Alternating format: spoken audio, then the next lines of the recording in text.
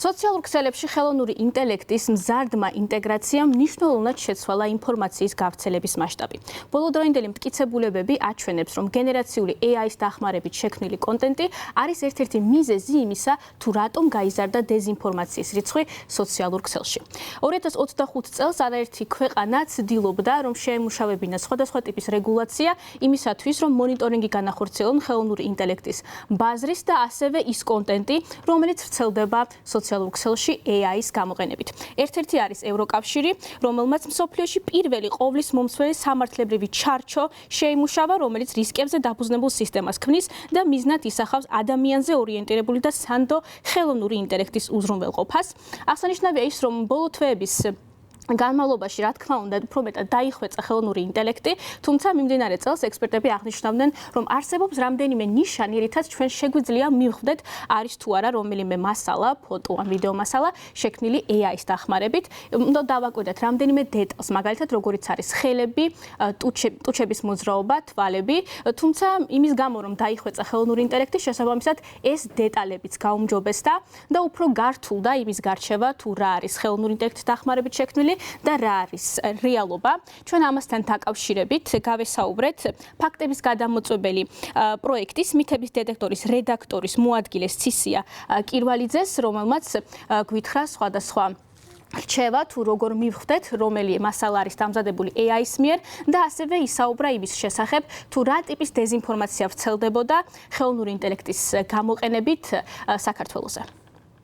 ამ პერიოდის განმავლობაში საქართველოსთან დაკავშირებით გავრცელებულ მტკიცებას, რომელშიც ხელოვნური ინტელექტი იყო გამოყენებული, გამოვყოფდით ცალკე მაია სანდუს შემთხვევას. ეს იყო მოლდოვის საპრეზიდენტო არჩევნების წინ გავრცელებული ვიდეო, რომლის გენერირებისთვის გამოიყენეს ხელოვნური ინტელექტი. პირველად ეს ვიდეო გავრცელდა რუსულენოვან ტელეგრამ ანგარიშებზე, მათ შორის გამავრცელებლებში იყო მაია სანდუს ყალბი ტელეგრამ არხი, რომლის შესახებაც წარსულში მაგალითად სანდუს ოფისს გავრცელებია განცხადება არაერთხელ, რომ ყალბი ტელეგრამ არხები გამოიყენებოდა სანდუს შესახებ დეზინფორმაციის გასავრცელებლად და ეს ტელეგრამ არხი ავრცელებდა და შემდეგ აქვეყნებდნენ კრემლისტური მედია საშუალებები და მათ შორის ქართული მედია საშუალებებიც. სიახლეს თითქოს მაია სანდუმ საქართველოს შესახებ ისაუბრა წინასაარჩევნო მიმართვაში და თქვა, რომ აი საქართველოს მაგალითი გვაქვს, როდესაც საქართველო იქცა რუსეთის კოლონიად. თითქოს საქართველო სანდუმ მოიხსენია რუსეთის კოლონიად. ეს იყო ვიდეო, რომლის გენერირებისთვის იყო გამოყენებული სანდუს წარსულში გავრცელებული კადრები და ამ ვიდეოს შესახებ მოკლე დროში კრემლის მარია ზახაროვამაც კრემლიდან გააკეთა ამის შესახებ განცხადება, გამოეხმაურა სანდუს და დაიცვა საქართველო სანდუსგან, თითქოს სანდუმ უწოდა საქართველოს რუსეთის კოლონია. ისიც ავრცელებდა ამ ინფორმაციას. ამ შემთხვევაში სანდუს ეს ინფორმაცია გადავამოწმეთ შემდეგნაირად, რომ ამ ვიდეოშიც იყო ხელოვნური ინტელექტისთვის დამახასიათებელი ხარვეზები. ვიდეოში უფრო კარგად გაირჩევა, მაგალითად, პირის მოძრაობა ხშირად წარმოთქმულ სიტყვებს არ ემთხვევა, ხშირად გვაქვს არაბუნებრივი პაუზები, ხშირად ხმის ტემბრიც განსხვავებულია ხოლმე, ამას კარგი დაკვირვებით შეგვიძლია რომ გავარჩიოთ.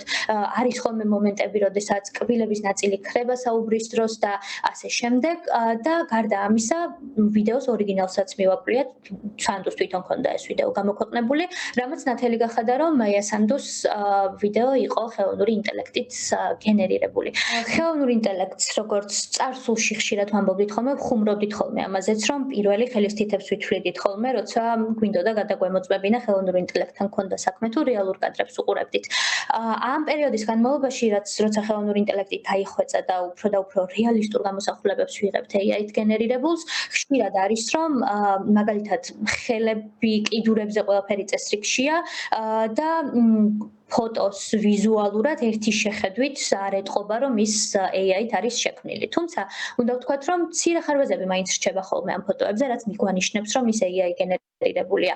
მაგალითად, ხელოვნურ ინტელექტს კვლავ უჭირს ადამიანების შეკრების გენერირება, თუნდაც, როდესაც ვთხოვთ ხელოვნურ ინტელექტს, რომ ბევრი ადამიანი დაგვიხატოს ფოტოზე ან ვიდეო დაგვიგენერიროს, სადაც ბევრი ადამიანი იქნება თავმოყრილი, შეიძლება წინა პლანზე მყოფი ადამიანები იდეალურად იყოს გენერირებული, თუმცა უკანა პლანზე აუცილებლად შევნიშნავთ, რომ ხარვეზები კადრები არის ფოტოში ან ვიდეოში და მსგავს ხარვეზებს გადავაწყდებით თუნდაც მაგალითად დეფორმირებულ სახეებს, დეფორმირებულ კიდურებს და ასე შემდეგ. გლუვი ვიზუალი კვლავ რჩება ერთ-ერთ სამოცნობის მეთოდად, რადგან ხელოვნური ინტელექტის მიერ დამახასიათებელ ვიზუალს ხშირად ვატყობთ ხოლმე, რომ ის AI-ია გამოყენებული, რადგან აი მულტფილმს გავს ხოლმე ხშირ შემთხვევაში თითქოს ადამიანების სახე არის უნაკლო, გლუვი და კადრები არის გლუვი და ასე შემდეგ, ფერები არის იდეალური ხასხასა, თითქოს ძალიან კარგი ფოტოაპარატით არის გადაღებული.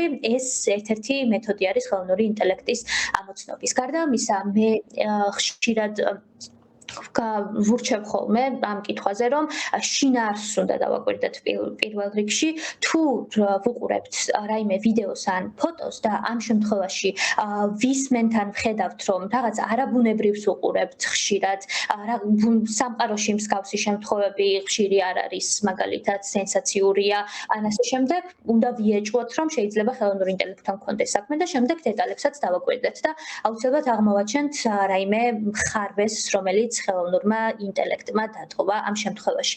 გარდა ამისა, ხშირად არის ხოლმე მაგალითად სორას შემთხვევაზეც ვქონდა ისევ სორას მაგალითს დაუბრუნდები, რადგან ამ წლის განმავლობაში ათასობით სორას მიერ გენერირებულ ვიდეოს ვაწყდებოდით სოციალურ ქსელებში, ზოგიერთი მათგანი ხუმრობისთვის იყო გავრცელებული და ინთავითვე შეხედვითვე ხვდებოდით, რომ ის AI გენერირებული იყო ან და ავტორი ურთავდა ინფორმაციას, ზოგიერთს უბრალოდ არ ჰქონდა დართული ამის შესახებ ინფორმაცია და ადამიანები შეცდომაში შედიოდნენ. ამ შემთხვევაშიც, როდესაც ნიშანი არის აქ მნიშვნელოვანი, ხშირად სორას საკუთარი ნიშანი აქვს ხოლმე ვიდეოზე დართული და უნდა მაგალითად ვიცოდეთ, რომ ეს პლატფორმა გამოიყენება იმისთვის, რომ AI-ით ვიდეოები დააგენერიროს.